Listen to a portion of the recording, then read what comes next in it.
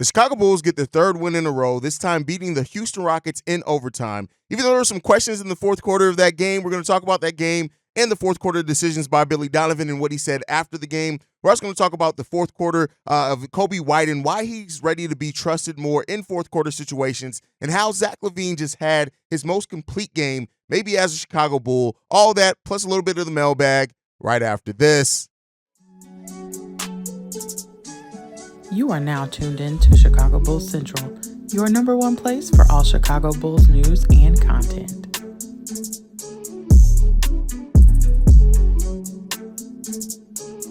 What's going on, Bulls fans? Welcome to another episode of Chicago Bulls Central, your number one spot for everything Chicago Bulls related. I'm the host, Sarah Hayes, but more importantly, you guys can follow the channel at Bulls Central Pod on every social media platform we happen to be on. With that being said, let's go and get into the content for today, man. And listen, the Bulls got a dub, right? And that is the most important thing, is that the Bulls are getting a dub. We came into this, this part of the month saying that the Bulls had 11 games left, only 3 of those games being against teams with winning records, the Houston Rockets being one of them, and they took care of business in the overtime period of that game. Now, there are definitely some questions down the fourth quarter of this game, with the Bulls really allowing Alfred Sengun to really go off on them, push that game to overtime. And those looked pretty ugly in the start of the overtime period, but the Bulls were able to pull it out, still get a 5-point victory. But, when you look at the performance of the Bulls, right, Coby White with 30 points, 8 assists, 4 rebounds, Zack LaVine with 25 points, 13 rebounds, 7 assists, and 3 steals, DeMar DeRozan with 19 points, 4 rebounds, 4 assists, and then Nikola Vucevic with 18 points, 15 rebounds, and 3 assists as well. And then Alex Caruso also in double figures, the bench kind of spreading out that as well. Only 13 minutes from Andre Drummond, but overall, I love the balance of the offense throughout most of the game. Things got a little interesting in the fourth quarter, like I said, we're going to talk about. But Billy Donovan did a really good job, and that was something that I was looking out for, is how Billy Donovan managed the offensive load for this team as far as spreading that offense around and making sure that we keep doing what we had been doing when Zack LaVine was out. And that's really spreading the ball around, getting everybody involved, everybody getting their touches. In the first half of this game, almost every starter had right around 7 to 9 shots. DeMar DeRozan was a little bit higher on that because he kind of went a little rogue there towards the end of the second quarter. But outside of that, it was a really good, spreading the ball around in an offensive, a complete team attack in that fourth quarter in that first half by the Chicago Bulls. And then things start getting a little interesting, right? Zach had one of the best second quarters you will ever see from him, both defensively and in what he brought offensively in the game. Everything, just defensively, making stops, getting steals. Had a really big assist to Nikola Vucevic in that second quarter, all those type of things. Zach had a really, really good game in this one. And then we got to the third quarter of this game, and the Bulls really still played extremely well throughout most of it. You started seeing signs of little things breaking down. And then we get into the fourth quarter of this game. You're going to hear a lot of people talk about the fourth quarter in this game, especially down the stretch, right? DeMar DeRozan, who in the fourth quarter of this game goes 0 of 6. And the last play, a game-winning potential shot, is ran for DeMar DeRozan instead of Coby White, who Coby White not having an amazing fourth quarter as well, but had an overall better second half. Keep in mind, DeMar DeRozan went almost 20 minutes of not scoring a basket in both the overtime period. He didn't score a basket in the fourth quarter, and I think his last basket came around the mid of the third quarter, but he still went to DeMar DeRozan in that late game situation. And actually, Billy Donovan talked about it after the game, and he said this. Make sure you guys don't get too much DeMar-centric at the end of games in those ISO situations. Well, the regulation was on me because just going back and watching them on film, they've got, a real history of what I would say just running and trapping the ball, whoever's got it. Loading up on the... Yeah, and I just was concerned about running actions and getting too many people in too tight of a space and they're being trapped and not being able to find somebody. So I kind of created the space that way on purpose just because they had shown that quite a bit. And I just wanted to make sure if it was DeMar or Zach or Coby, either one of them had the ball and they were trapped, they had to have some outlets. So that's why the floor was spaced. And I didn't get a real good look at it. It looked like Van Fleet was moving up the lane line almost to run to Zach, and I think Zach's man was going to maybe run to DeMar. I just wanted to make sure if DeMar had the ball in that situation, there was enough room to make a play. But that last play, that's why I did that in that situation. Outside of that one, I thought we had some pick and roll. I didn't think that, there was some opportunities I thought to hit Vooch on the roll. Sengun changed up his coverage. Sometimes he was back and Coby was turning the corner. Then they kind of came up and started to blitz it a little bit, and we found Vooch in the pocket. But I thought we got out of rhythm a little bit, even though I thought we generated some good shots. But because we were out of rhythm, I didn't think we shot the ball well. And so it's good to hear, right? I think sometimes as basketball fans, right, we look at the result of the play and we think that that was the play. And I love that Billy Donovan did talk about the fact that there was actions for Coby, Zack, and DeMar in that he wanted to make sure that he created space, right? So I like that happened. But, I like that also that they asked him about it becoming DeMar-centric in the fourth quarters of games. And I've said this before, right? With the Bulls going on a long scoring drought, we're talking about 5+ minutes of not scoring a bucket, did the Chicago Bulls. A lot of those situations are going to go to DeMar DeRozan because he can either get to the free throw line and he hits tough shots. That is kind of that's Billy Donovan's safety net. It has always been, and you have somebody with that ability who can typically hit shots really good. It's going to happen in that way. Now, I do hope that we start seeing a little bit more trust go to Coby White, right? Coby and Zack really are what pulled the Bulls out of this game and got us the victory, and you like to see that as well. And so when it comes down to it, I understand what Billy Donovan was saying in that, but I also think we got to start looking at creating other opportunities and making sure that the ball is in other people's hands. And Billy Donovan and Zack LaVine talked about it after the game, and they said this. Playing really well throughout the whole game, that fourth quarter. The last three just didn't look good. Guys, I think even overpassed a little bit and just didn't get to the right spots, not the same rhythm. They start clicking offensively. But we found a way to pull it out with some big stops, big shots. I got a lot of confidence in Vooch. I got a lot of confidence in DeMar and Zack and Coby. It doesn't – I think there's times, where, there's 15, 20 seconds to go in the game. It's one possession, and you got to get a stop, and maybe you want to put guys out there to switch or you're down. But, we're going to play those guys. We're going to play those guys, and like I said, I've got confidence in those guys. And so, I understand that, and I play these clips so kind of fans can kind of understand, especially the more casual ones. That's not a shot. That's just, a lot of casual fans don't understand how actions work in NBA plays and basketball plays, right? Meaning that there's usually a bunch of branches in a play, and those branches are determined by what the defense shows you, and then you can get the ball to other players. Now, like I said before, I am all for Coby White getting more opportunities in the fourth quarter of games, because I really do think he's starting to earn that, and he's shown the ability to do that. And we have to show more confidence in Coby as a player that we're trying to grow his game in those fourth quarter opportunities. When you look at fourth quarters on the season, right? And we know Coby's ascension came a little bit after the season started, but in the season so far, Coby White is averaging 5 points per game in the fourth quarters, 1.4 assists, and 1 rebound in fourth quarters of games. He's shooting the ball 52% in fourth quarters from the field and 45% from three-point range.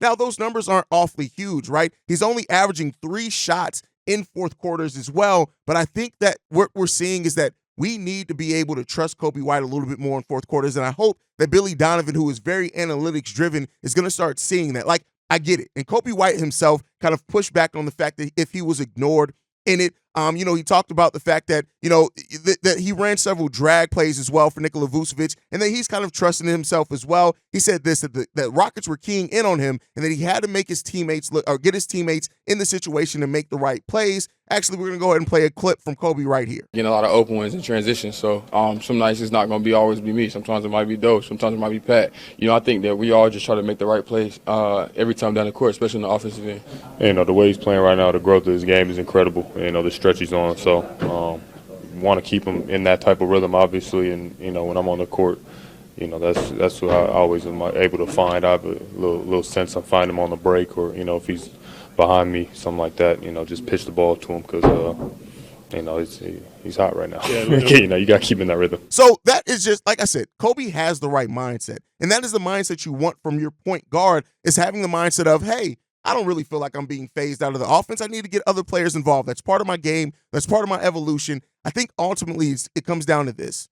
You need to trust Coby White in fourth quarters. That doesn't always mean that he's going to be the one to take the shots for you, but that does mean that in trusting Coby White, you're trusting his decision-making as your starting point guard on your team. And that is what the most important part is, whether it's him dishing it off, whether it's him scoring the ball and taking the shot himself. is that we as Bulls fans are starting to ask that question, is it time to just start trusting and putting the ball in Coby's hands more in fourth quarter scenarios so that you can build it? And I talked about that a little bit on the post-game show that we did live after the game. It's just, it really comes down to, if you want Coby to be a fourth quarter killer eventually and you want to be able to trust him, you have to give him those opportunities to either sink or swim. And DeMar DeRozan is a safety net for Billy Donovan in a lot of ways. And we've seen Billy come off of that some, right? We've seen him like he's trusting Coby and other players more down stretches of games. But when it starts getting tight and the Bulls aren't scoring buckets, he always goes to DeMar DeRozan. And more times than not, that's probably going to work for you, right? And I know that a lot of people kind of made the DeMar DeRozan decision-making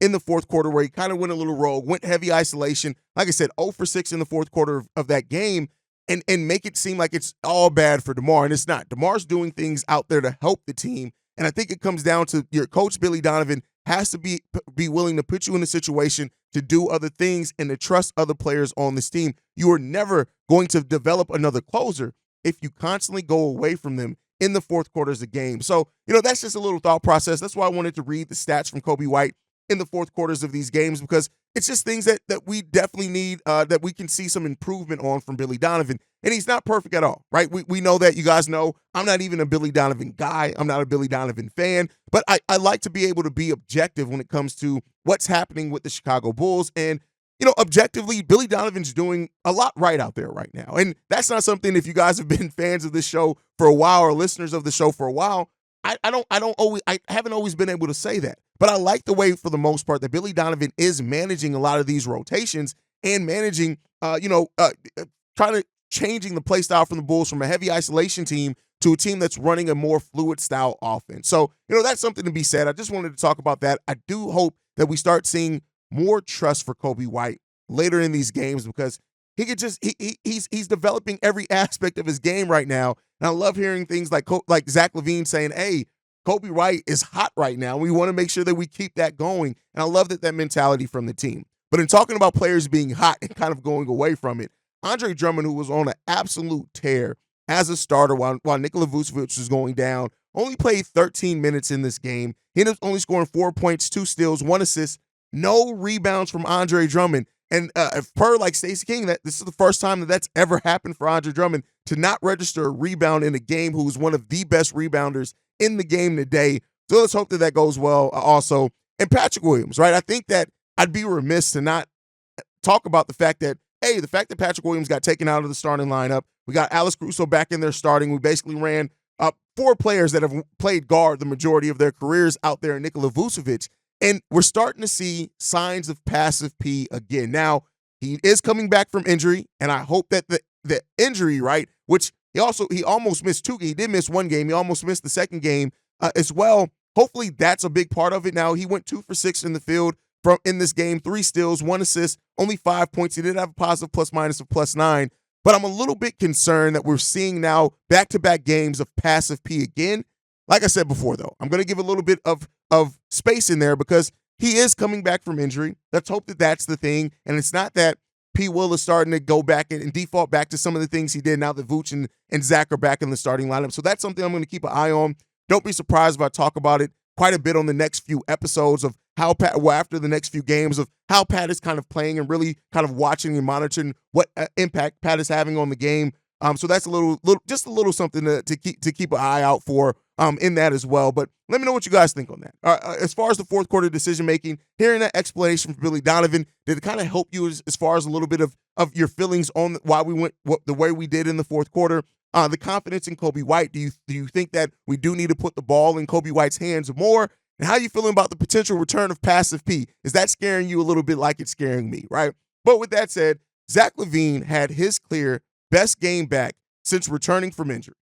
And that's not even hyperbole at all. We've seen Zack LaVine have really good defensive impact since he came back, right? So I want to make sure it's not like Zach's been playing horrible. He just hasn't really been shooting the ball overly effectively. But in this game, 25 points, 13 rebounds, 7 assists, 3 steals, 1 block, and only 4 turnovers from Zack LaVine. Zack LaVine balled out in this game, going 8 of 15 from the field, 4 of 8 from three-point range, and he stepped in key moments and, like I said, made key plays that aren't going to necessarily step out to you in the stat sheet. And when you look at Zack LaVine's 3 games back so far from injury, he's averaging 16.3 points per game, 7 rebounds, 5.3 assists. He's also averaging over a steal and over a block per game in that time as well, which is not something we've always been able to say for Zack LaVine. And the shooting splits aren't the best. 47% from the field, 36%, basically 37% from three-point range. We know that can improve. He's also getting 4 free throws a game in his return so far, hitting that at a 76% clip.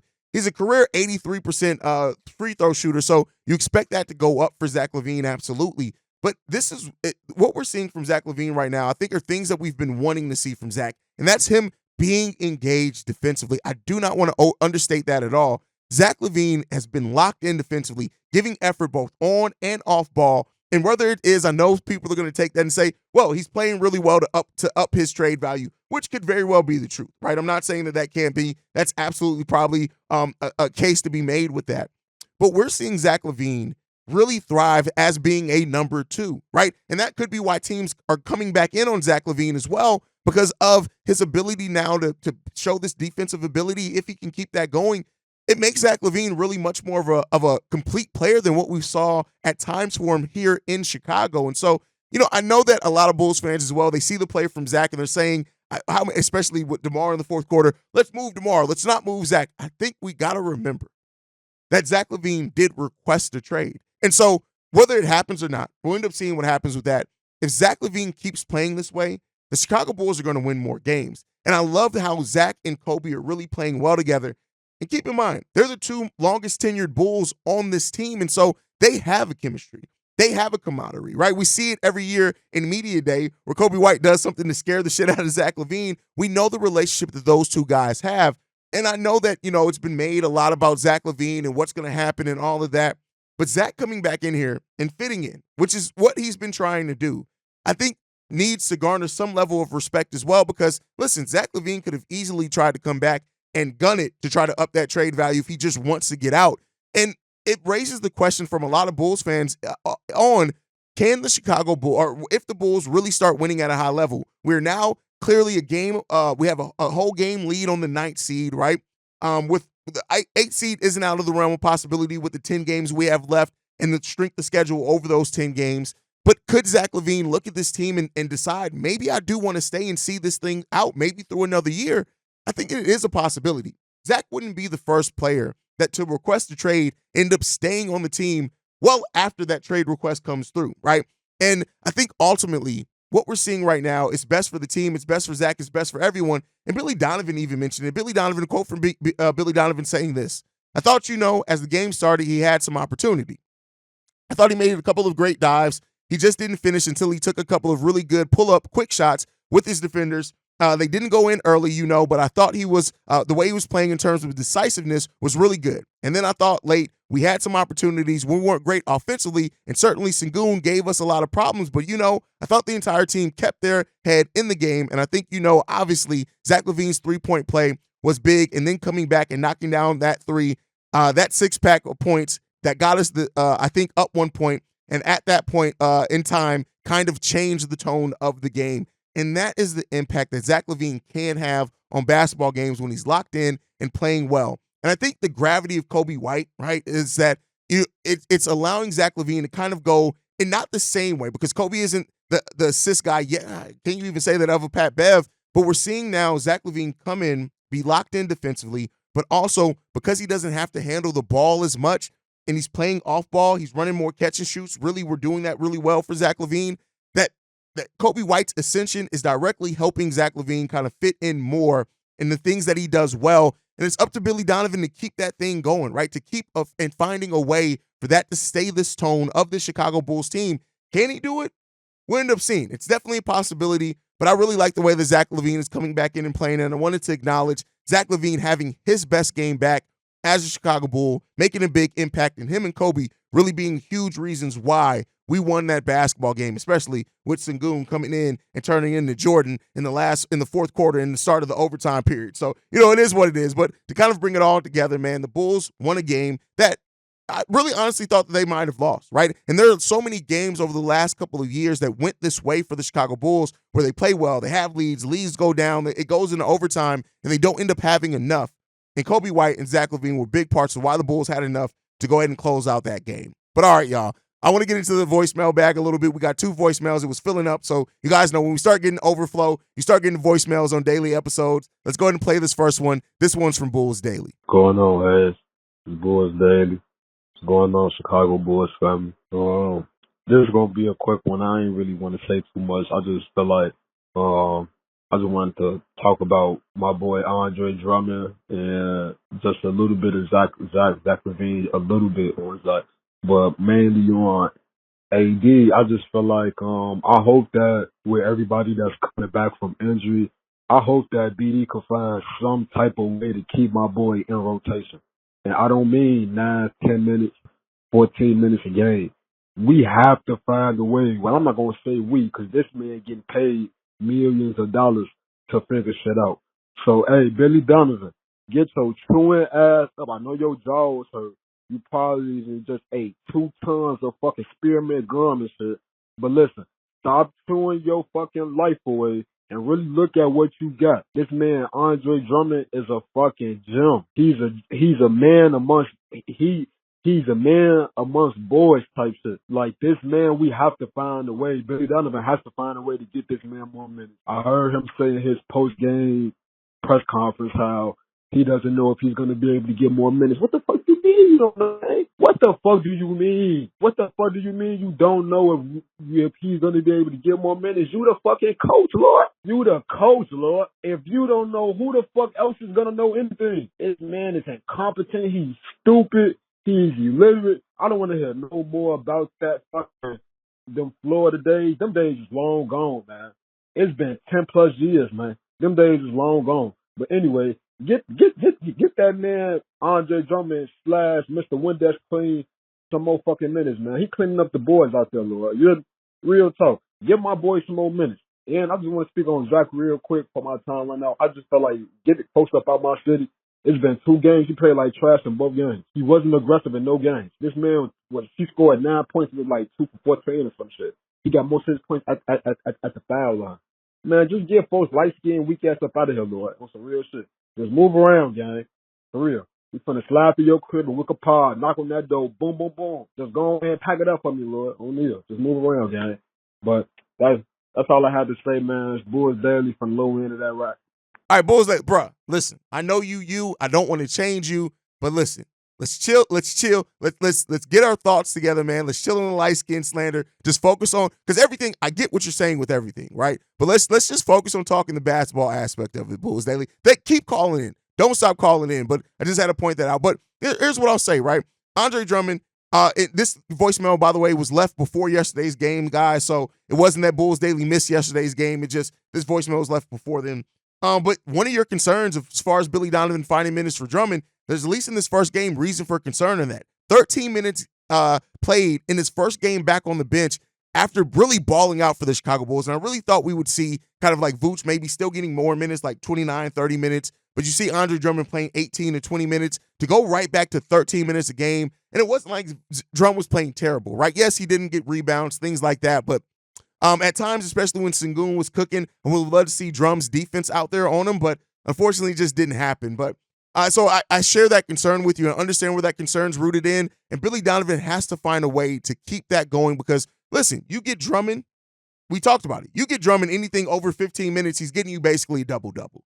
And that's a luxury that not a lot of NBA teams have coming off the bench for them. And that could be something that adds a wrinkle for the Chicago Bulls team. Now, as far as Zack LaVine, I get what you're saying in the scoring department. Up until last night's game, he had a big scoring output last night. Again, guys, this voicemail was left before last night's game. But you got to keep in mind, he's been making an impact defensively. I know for Zack LaVine, we're so trained to look at offensively because that is his best skill set as an NBA player in his career has been what he can do offensively. But he's been making a really big impact defensively for this Bulls team. And I don't want to overlook that because he wasn't shooting the ball. And, you know, again, your player's coming back from injury. He already admitted that he was being winded. You got to get your legs back under you. So let's see what Zack LaVine goes for now. He's went over the stats for 3 games. And now let's start looking at how Zack LaVine plays now that he's back in the starting lineup. Seems like that conditioning's back really good for him. And let's see what that ends up turning into. But all right, let's get into this next voicemail. This one's from Todd. What's up, Hayes? This is Todd, man. Long-time listener, viewer, but first-time caller. First off, man, very proud of you. Been with you since the day you took over Locked On Bulls from Madden Big Games, and you just done an amazing job, brother, especially through all of the bullshit up and down that we've been dealing with since almost literally that day. But I had a thought that I wanted to run by you in regard to this upcoming Bulls Ring of Honor ceremony and celebration. Could it be that we're looking at the precipice of the next great Bulls team? And by that, I mean those to whom we have drafted. If you look at all of our great teams, Jordan, Pippen, Grant, we drafted. Rodman being the only exception to that, right? Rose, Joakim, Dang, we drafted. Now we're looking at potentially a draft class, or not class, but Coby, Pat, Io, DT, and Terry, Phillips, potentially. Now, what I want to talk about is why that's important. Player mentorship line. This is why I think, and I'm not mad at AK keeping this team intact, but moving on from Zack LaVine. Hear me out. There are lines of mentorship. For instance, Caruso, specifically defense, motor, intangibles. That directly lines up with Pat, Io, Coby, and Dalen Terry. Rebounding, drum, directly mentors Sanogo and Taylor. Offense, Devo, we've already seen it with Pat and with Io in terms of their corner, their elbow shooting and things like that. And then again, motor, Craig, mentoring Dalen Terry, Phillips, and Io. But then, now that we're starting to really pull back from our alumni, imagine if we could get mentorship lines from like Joakim for Dalen Terry, because obviously we know they ain't never going to be no offensive threat, right? But every other intangible they have. Rodman for Dalen Terry, if we could get him back in any substantial way. And the last one, the great one that I think would unlock Pat, Luau Dang. Could we pull him back in? I know he's doing his work over there in Africa, but could we pull him back in any substantive way to mentor Pat? They got a lot of the same capabilities, although Dang was a couple inches taller, but they got that same low-key spirit, but killer and all that stuff. So I see a direct lineage there too. Tell me what you think about that.